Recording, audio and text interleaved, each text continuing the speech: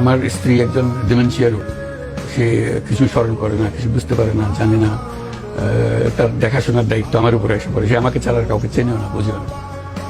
তাকে খাওয়ানোর থেকে শুরু করে তাকে বিছানায় দেওয়া, তাকে টয়লেটে নিয়ে যাওয়া, সবকিছু দায়িত্ব আমার। এখন আমি চলে গেলে তার অবস্থাটা কি হবে? আমি না হয় এক সপ্তাহের জন্য চলে গেলাম, সেটা একরকম জিনিস। আমি যদি 1 মাসের জন্য চলে যাই, তার কি অবস্থা হবে সেটা কাউকে চিনতেছে না।